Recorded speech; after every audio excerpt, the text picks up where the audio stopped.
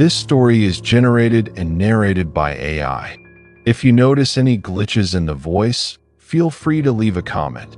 Your feedback helps improve future videos. Have you ever taken a shortcut and regretted it? This creepy tale, Forbidden Forest Trail, follows a man who ignored local warnings in the European countryside and discovered something was following him. Stay until the end and let us know if you dare walk this trail alone. I'm not a superstitious man. I never have been. I put faith in what I can see, measure, and explain. The kind of certainty that's born from years behind a camera lens, and even more behind bookshelves cluttered with ethnography and old maps. That's what brought me to the outskirts of Slovenia, a forgotten village tucked between forest and fog, barely a dot on any modern GPS. They called it Sepet, which, I later learned, means whisper. I arrived the night before the storm. The sky had that strange dull glow, like someone had pulled the moon too close to the earth. The main road was supposed to take me straight through the valley and into the village, but halfway there, a landslide had blocked the asphalt with mud and boulders. No signs, no workers, just nature reclaiming space without apology. So I turned around, found the only ghost house nearby, and booked a room. That's when I met him.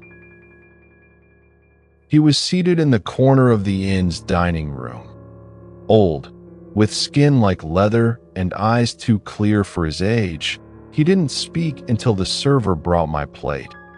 And then, he just said, "You're going to Sepet?" I nodded, mouth half full. He didn't smile. Instead, he leaned forward and spoke again quietly. "Don't take the trail, the one through the woods. It remembers, even when we don't." I chuckled politely. One of those local legends, I figured. There's always one. A cursed spring, a haunted cottage, a ghost that follows tourists back to the city. He must have seen the skepticism on my face, because his next words came sharper. "It doesn't let go of the ones it wants. It chose my brother once. That was 50 years ago. We never found him." I didn't ask more. There was something about his tone, not performative, not dramatic, just worn down, like the memory had rusted, but never vanished. The next morning, the air was clean but heavy, the kind of stillness that comes after long rain. Like the earth was holding its breath. I checked my phone. The main road still impassable. No service. So I looked again at my offline map. A narrow footpath wound directly through the forest and cut several kilometers off my route to Sepet. It looked well marked. No inn, no road, no village nearby for hours. Just the woods. I packed my gear, slung the camera bag over my shoulder, and walked past the sign that warned in faded Slovene, "Pot Zaprta, Nevernas Padsev. Trail closed, risk of falling." At first, it was beautiful. Soft moss, stone slick with rain, and tall pines rising like cathedral columns into mist. Birdsong drifted from somewhere above, and I could hear the crunch of my own boots against gravel and root. There was peace in the rhythm. Each step took me closer to the village, and yet something didn't feel right, not in the obvious way. Nothing jumped out. No cliché horror movie sudden chill or echoing scream. Just a subtle lag, like the forest wasn't reacting to me. I snapped a photo of an ancient tree, hollowed at the base. Usually, birds would scatter, animals would retreat, but this place remained still, too still. An hour in, I paused to drink from my bottle.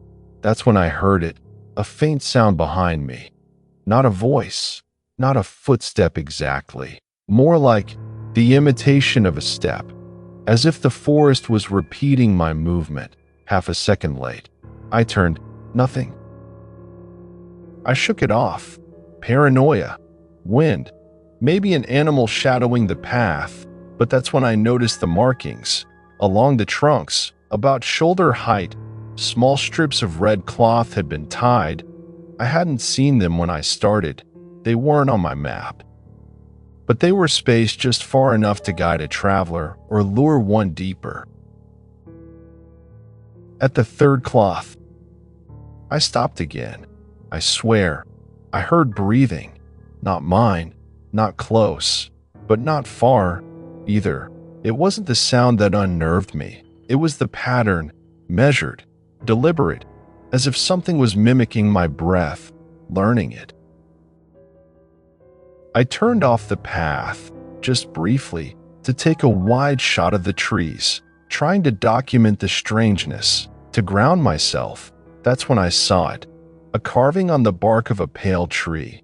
Faint, aged by years, possibly decades, but still legible. NEVRNISE. Do not return.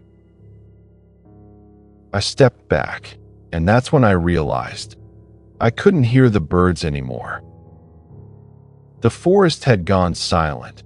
Not quiet, silent. No wind. No rustle. No insects. It was the kind of silence that pressed on the ears, like being underwater. I checked my watch. It was 2 hours later than I expected. I hadn't stopped. I hadn't sat down. And yet, the sun had shifted. Shadows were longer. I could feel a weight building in the air, like something was waiting for me to notice. I quickened my pace, not quite a run, but no longer a leisurely hike. The path grew thinner. Moss crept over rocks like veins, and the red cloth markers, once crisp, were now frayed and darkened, like they'd been here much, much longer than they should have. That's when I saw the figure, far down the trail, too distant to make out a face, just a person standing perfectly still.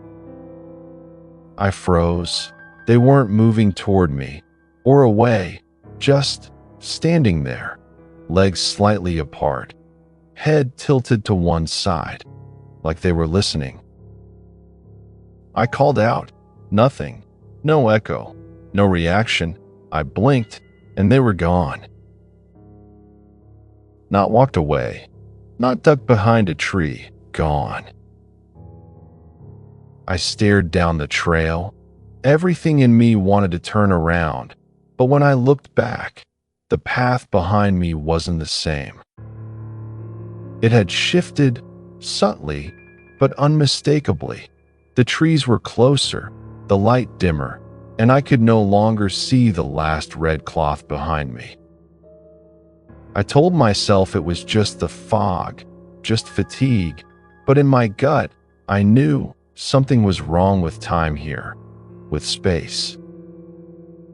My phone was dead, even the backup compass app useless. I looked down at my physical compass. The needle spun slowly, then stopped, not pointing north, just pointing, as if it, too, had decided that directions no longer mattered. Then I heard the whistle, a low, drawn-out note. Not cheerful, not human. It came from behind a tree to my left.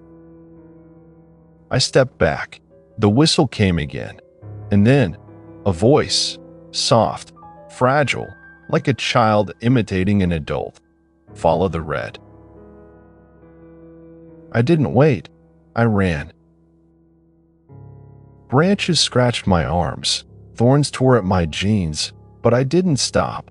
I followed the trail as best I could, but the cloth strips were harder to find now. Some were missing entirely. Others had changed position.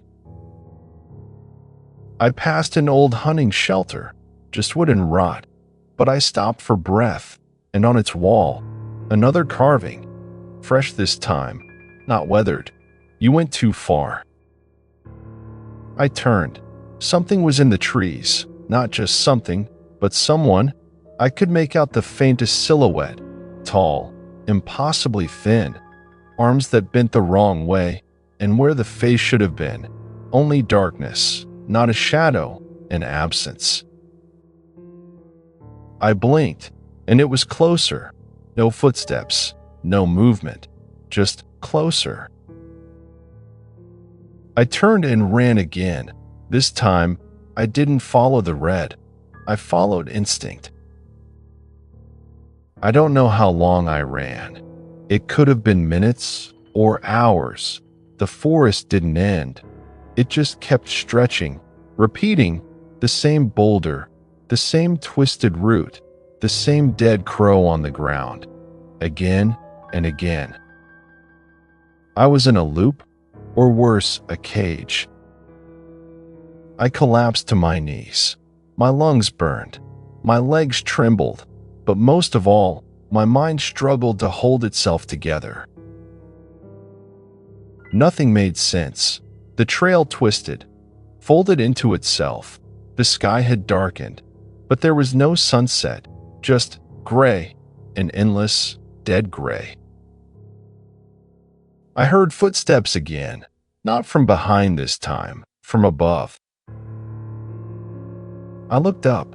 Between the branches, something moved, not flying, not climbing, just hanging, a shape, like a man's body stretched too thin, arms that swayed like fabric in the wind, and a face. No, not a face, a pale oval, with a slit where the mouth should be. The mouth didn't open, but I heard the whisper, "You stepped off the old road." I scrambled backward. Roots twisted behind me like they'd grown suddenly, blocking the way. I turned, found a gap, and ran. Every step I took, I felt watched, not just observed, but measured. The forest wanted to know me, and I think, in some awful way, it already did. Ahead, finally, I saw movement. But it wasn't that thing.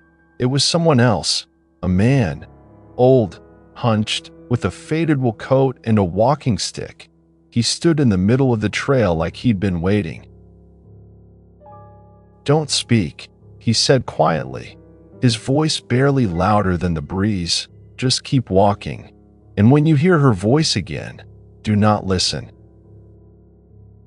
I opened my mouth. He shook his head. "Not here. Not while it listens." He pointed, not at the red markers, but at a side path barely visible, almost overgrown, old path still under the skin of the new. You just have to feel it, not see it. I stepped forward. The man nodded, slowly backing away, disappearing into the mist. The trail he'd shown me was narrower, rougher, but it felt different, like I was stepping through a memory or a dream. The trees stopped closing in, the fog thinned, and for a moment, I thought I was free. But then, her voice returned, so clear, so kind. "Come back. You're going the wrong way." It wasn't just sound, it was inside my thoughts, familiar, soothing, like the voice of someone I loved but couldn't name. I stopped. Something behind me moved, slowly, deliberately, closer. I didn't turn around. I clenched my fists, shut my eyes, and kept moving. Every instinct screamed to look, but I remembered what the old man had said. And then, I stepped into light, real light.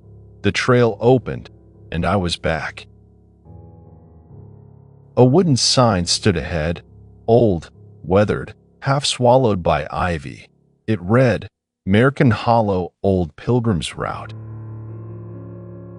Behind me, nothing. No fog, no voice, just the trail, silent. But the strange part, the red cloth markers, they were still there, tied to the branches, leading deeper into the woods. And carved into the sign's base, and fresh gouges, like claws had done the writing.